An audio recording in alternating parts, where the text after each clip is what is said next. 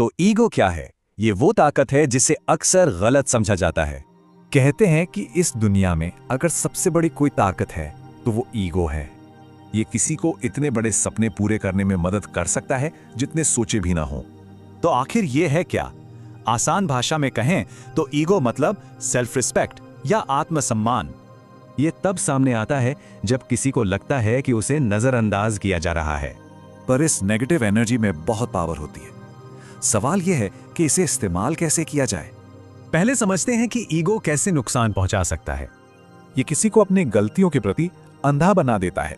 सलाह भी अपमान लगने लगती है। ईगो इंसान से सीखने का हक छीन लेता है।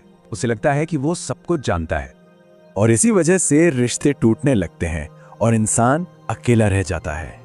सीधी सी बात है, ईगो में तो जीत मिल जाएगी तो जिंदगी में हार पक्की है। लेकिन अगर ईगो तोड़ सकता है तो ये बना भी सकता है। चलिए देखते हैं कैसे।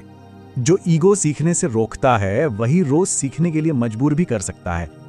जब सब कहते हैं ये नहीं हो सकता, तब ईगो कहता है बस देखते जाओ।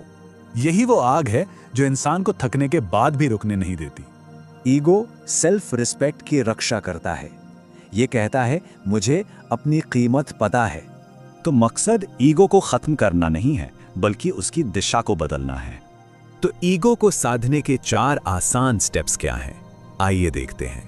पहला स्टेप, मान लीजिए कि ईगो है। अब सवाल यह है कि उसे कौन कंट्रोल करेगा। दूसरा स्टेप, हमेशा सीखने के लिए तैयार रहें। सोचें मैं इससे क्या सीख सकता हूं। तीसरा स्टेप, सच बोलने वालों से भागे नहीं, उनसे सीखें। वो दुश्मन नहीं, आईना है।